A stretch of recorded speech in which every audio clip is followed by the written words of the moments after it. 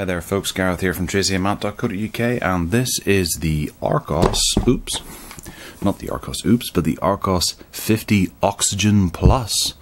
This is a new, thinner, faster phone from Archos that features an IPS HD 5-inch display, an 8-core CPU, 3G and H+, so not 4G, 8 megapixel plus 5 megapixel front-facing camera, 16 megabytes of internal storage, and a micro SD card slot.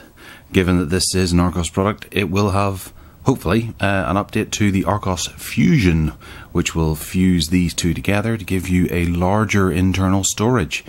So if you stick a 64 gigabyte SD card in there, then that'll add to the 16 gigabytes that are already on board and give you a whopping 80 gigabytes of storage space in one location. Okay, so around the box you got a bit of a blurb here. You got what type of phone it is on that side, stuff, a diagram of the phone, and on the back we have a little bit more in the way of technical specifications. There you are. Is there anything particularly special here? We have KitKat, 5-inch capacitive touchscreen, octa-core 1.4 gigahertz, 1 gigabyte of RAM, 16 gigabytes cameras, which we've already covered, and a typical list of the Google applications that you generally get. So let's jump into the box and have a look. Now the phone is on top, and we have a plastic cover, a little multilingual manual. It's quite cute. Another multilingual warranty information, which is also quite cute. We have a SIM card ejector tool that looks somewhat familiar. We have a micro USB cable, like so, and some headphones. Archos headphones are, well, sometimes pretty good, sometimes a bit flaky. We have seen these before. They're not bad. They've got anti-tangle cable to them. They're a little better than what you would expect. I don't mind these at all. They've got inline controls here for answering phone calls. That's right. This is the one that doesn't have the volume on it.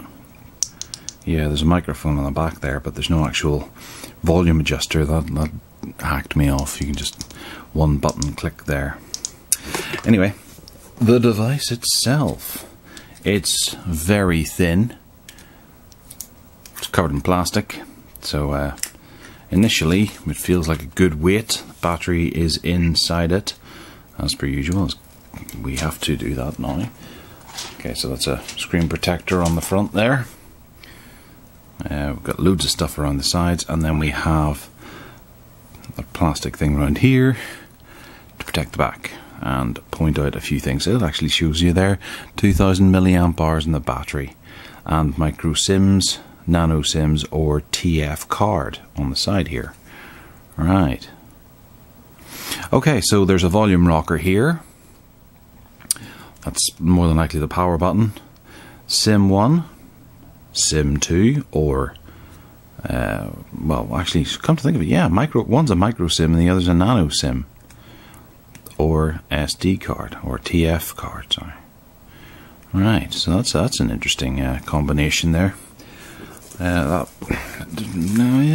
a number of problems that people tend to have whenever they get a new SIM card. It can come in a different size, and then they either have to go and pay the network to replace it.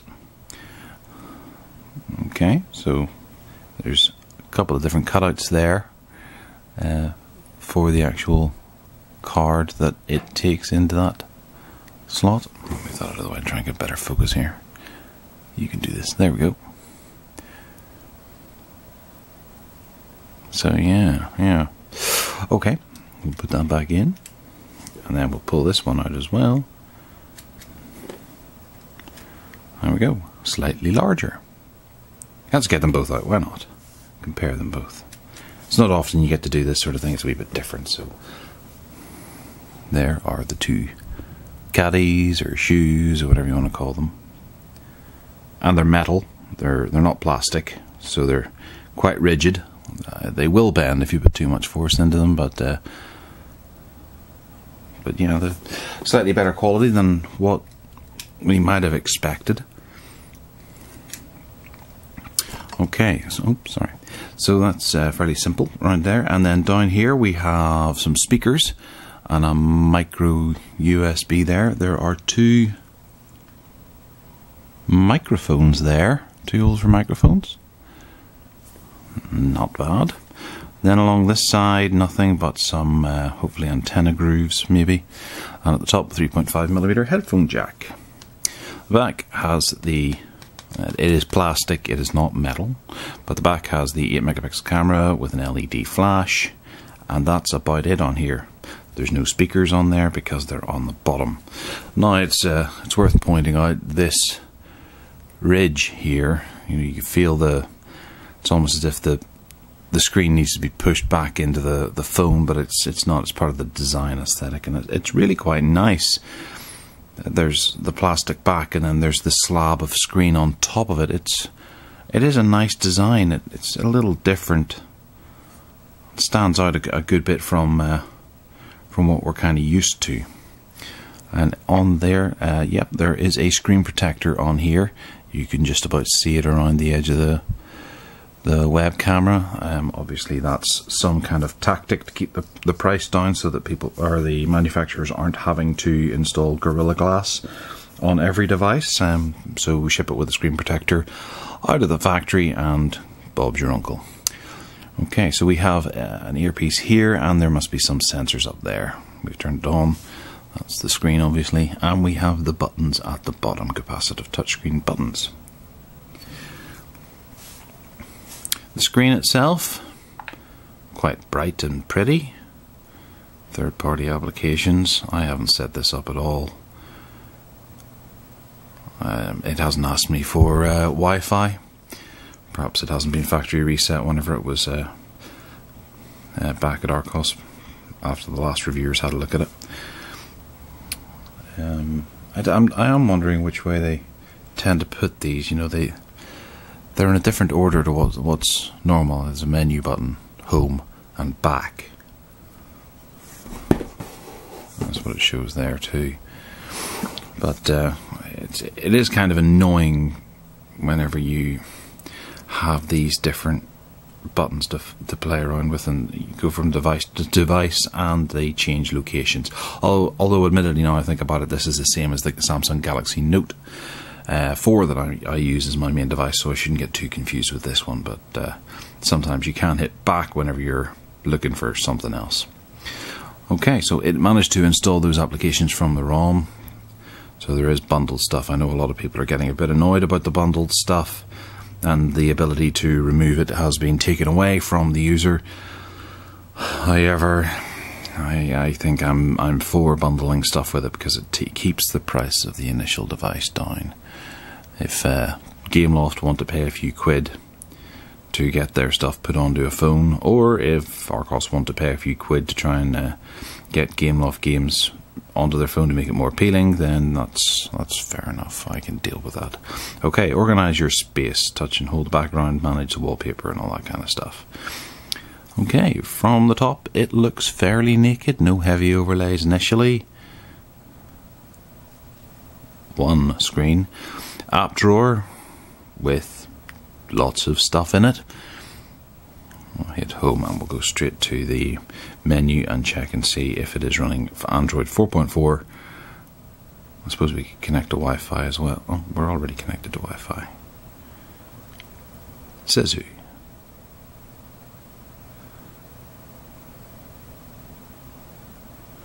Okay. Okay, that's us connected.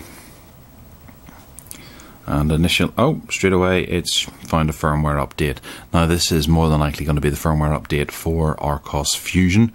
I will do that later, because we have a video of Archos Fusion coming up in the next day or so.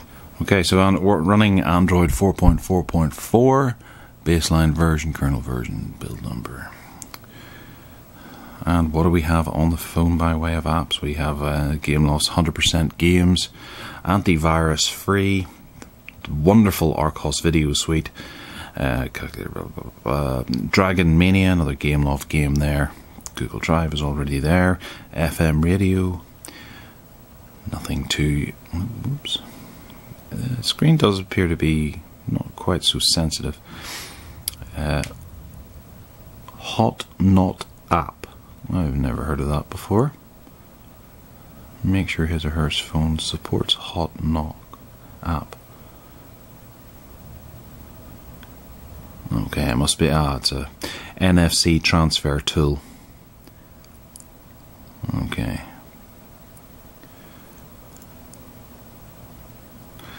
Fair enough. Good to see. Good to see. There must be NFC in here, or maybe there's just basically Bluetooth. I didn't get to really delve too deep into there, and I didn't notice NFC written on the back. Maybe it was. Little Big City. Maps, News and Weather. News Republic. I've seen that on a number of Archos devices recently. Office Suite is there.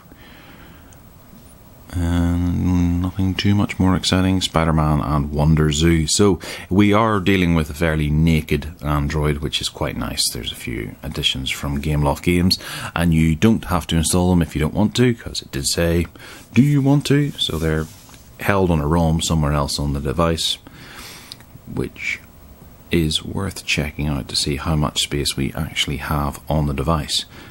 Because increasingly, we're noticing that Android is getting bigger and bigger with bloat. So this is a 16GB phone. There's 13.21 gigabytes available, and we haven't installed anything. I'm going to go ahead and install this this update to see what it brings. Maybe it might be installed by the time we finish this. But otherwise, I'm quite liking this phone because mainly the design is just a little bit different. It looks like a bit of pipe on the side here. It's nice. It might be plastic, that's true, but yeah, this is it's not a bad phone. It looks quite nice from the outset. It's sturdy, it's fairly attractive. It's somewhat reminiscent, whenever you look at it straight on, of an older iPhone 3G or 2G with the kind of silver bulging around the side. That's what it reminds me of, especially down here with that little circle in the middle. If you were to take those two away and draw a circle around that, it would certainly look iPhone-esque. Then you have these, which are obviously very iPhone iPad-y, even though there's only one row of dots on each side. We'll have a go with the speakers and see what they're like. Can we play some music? Is there music? Okay, so inside the time it took me to get some music, we lost the device to an update, so we'll have a go with this update and see what it's like. Okay, so that update has happened. We hit OK. We have to go back and do this again, and we'll see what the changes under settings first. About phone. Still says Android 4.4.4. That build number might have changed and the kernel number might have changed. However, the big difference is more than likely Archos Fusion, and we're going to cover that in another video. One thing I am noticing is the way the menu has changed, or the app drawer has changed. Maybe some apps have disappeared. Yeah, something has an entire row, because that was at the top of the second page.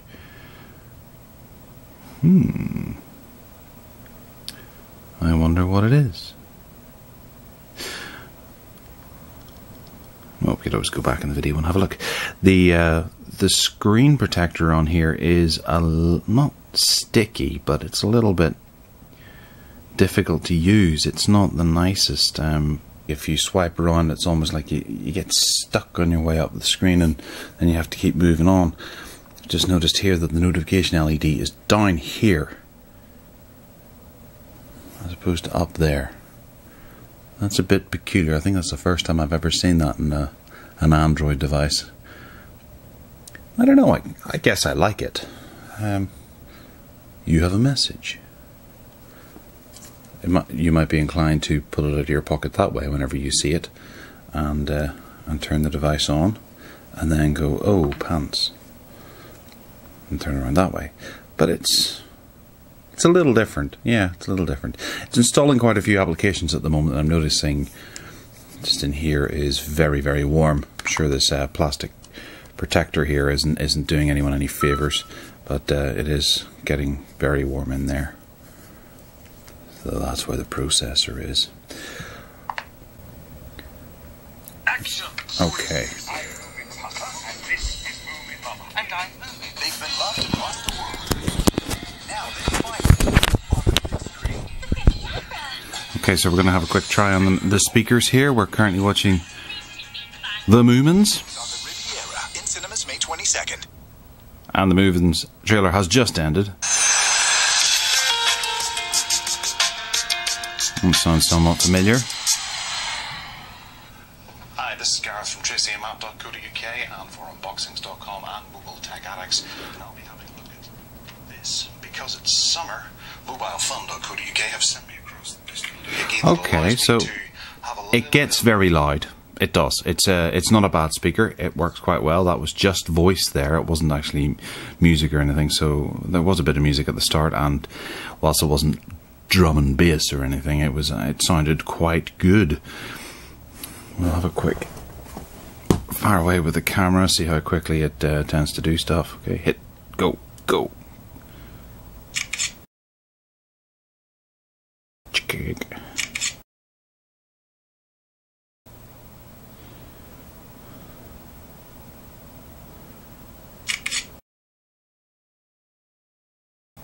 Right, so I'll fire some of those photographs into the review as well, so you can have a look and see how those turn out. Still, yeah. So it's obviously the screen is lovely because it helps with a nice colourful background like we have here, but it looks very nice. We don't have any highly noticeable pixels per se. If I can try and focus in on this, that would be great. Yeah, there isn't a massive amount of pixels on there. You can see them around the edge of the icons, just about, and a little bit in the background of the phone. The road does look like it's denim or something, but to the eye, when you're using it, it's a nice screen. It's bright and vibrant. Archos have really done well with their screens, considering the price of their devices. It's nice. The camera was quite fast and responsive. The speakers work quite well, and it's running a very flat version of Android with nothing too much to enhance it aside from Archos Video. The Archos Fusion software is obviously a big attraction for many people, especially if you use a lot of media on the go, and Archos specialise in media, especially when it comes to their Archos Video application. So this is one to look out for. Check in over the next couple of days and we'll have a video of the Archos Fusion suite, or whatever it works out to be. We're going to have a test of it on a tablet to see what it's like. But that's the Archos 50 Oxygen Plus. Yeah, nice. I like it. Good one. Nice one, Archos. See ya.